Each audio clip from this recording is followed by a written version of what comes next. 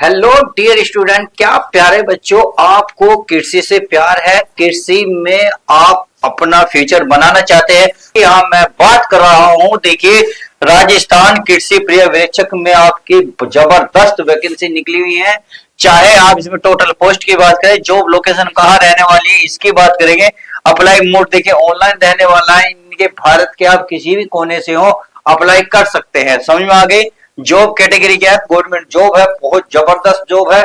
सब कुछ बात करेंगे, चाहे एज लिमिट की बात करो, चाहे इसमें क्वालिफिकेशन की बात करूं, चाहे मैं आपकी इसमें मतलब कुछ भी, या आप कह सकते हैं क्वालिफिकेशन हो गई, आपकी जॉब लोकेशन हो गई, या आपका देखिए वो एक चीज और बताऊंगा, जॉब लोकेशन तथा लिंक, यानी कि कहां जाकर आप फॉर्म को अप्लाई कर सकते हैं। तो चलिए एक एक पॉइंट की बात कर लेते हैं, डिटेल से जान लेते हैं। चलिए डिटेल जान लेते हैं।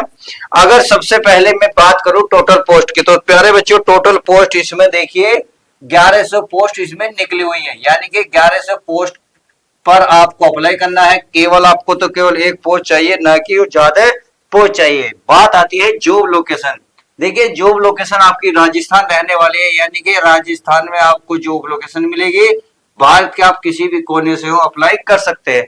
बात आती है अप्लाई मोड की। अगर मैं अप्लाई मोड की बात करूं तो देखिए अप्लाई मोड आपकी ऑनलाइन रहने वाली है, यानी कि ऑनलाइन रहने वाली है। समझ में आ गई? चलिए बात आती है जॉब कैटेगरी। जॉब कैटेगरी है गवर्नमेंट जॉब है, गवर्नमेंट जॉब है। समझ में आ गई? बहुत जबरदस्त जॉब है, ऐसी वैसी जॉब नहीं है। चलिए अब अगर मैं इसके लिंक की बात करूं तो चलिए मैं लिंक और दे देता हूं ताकि आपको कंफर्म हो जाए जॉब लोकेशन की, यानी कि लिंक। अगर मैं लिंक करूं तो देखिए आपको कहां जाके इसका फॉर्म भरना है। RSSB डॉट राजस्थान, क्या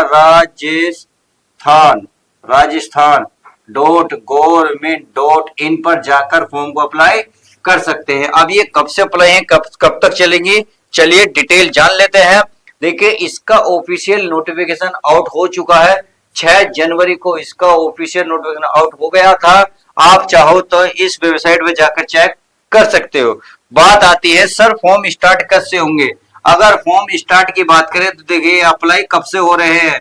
अगर मैं अप्लाई की बात करूं तो ये 13 जनवरी, यानी कि आज हमारी 12 तारीख है, कल से ये चालू हो रहे हैं 2026 से।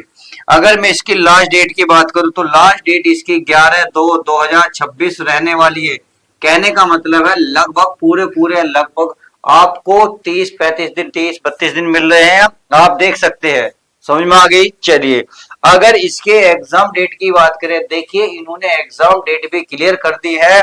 अगर एग्जाम डेट की मैं बात करूं तो एग्जाम डेट है प्यारे बच्चों 18/4, यानी कि 18 अप्रैल 2026 आपकी एग्जाम होना है।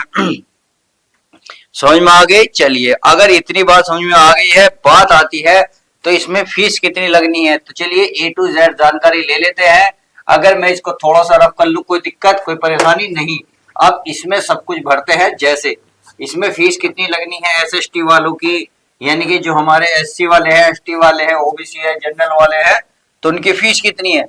अगर प्यारे बच्चों मैं जनरल वाले की बात करूं, OBC वालों की बात करूं, एंड इसमें EWD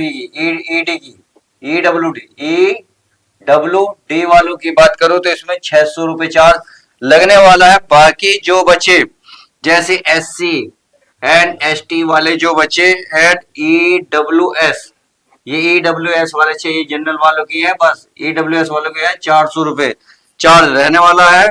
और जो दिव्यांग होते हैं बच्चे उनके लिए भी 400 रुपए चार्ज रहेगा। पेमेंट आपका ऑनलाइन होगा, इस बात का आपको ध्यान रखना होगा।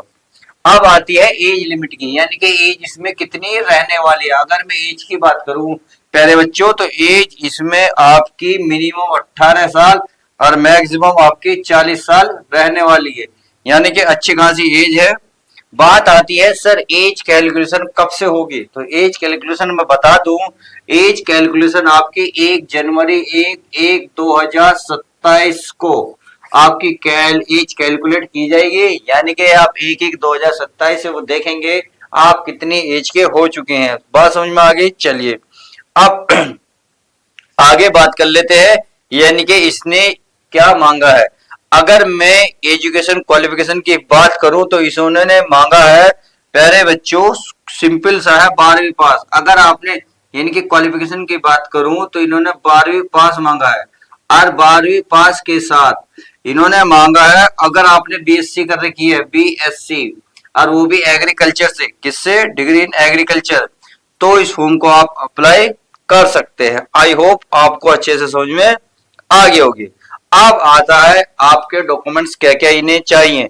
तो इन्हें डॉक्यूमेंट चाहिए प्यारे बच्चों, एक तो मार्कशीट चाहिए 10वीं की, अभ्यर्थी का आधार कार्ड, जाति प्रमाण पत्र, मूल निवास, पासपोर्ट साइज के फोटो 10 से 15, अभ्यर्थी के signature, mobile number, email ID, और कोई दस्तावेज जो हो तो वो भी आप लेके जा सकते हैं। आई होप इतनी बात समझ में आ गई होगी।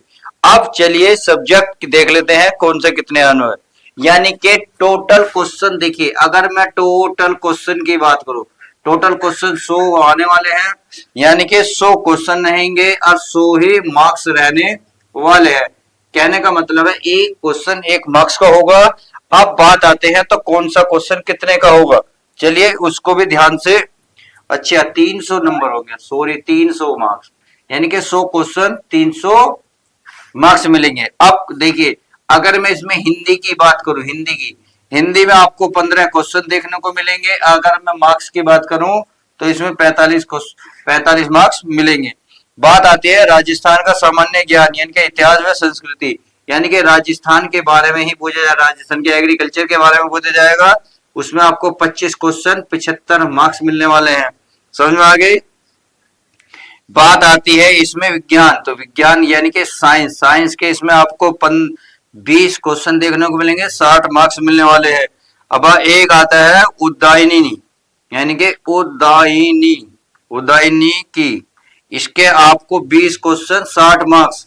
बाकी बचे एनिमल हस्बेंडरी, यानी कि पशुपालन के 20 क्वेश्चन 60 मार्क्स। इस तरीके से आप देख सकते हैं 100 क्वेश्चन होंगे, 300 मार्क्स मिलेंगे। उम्मीद है समझ में आ गया होगा।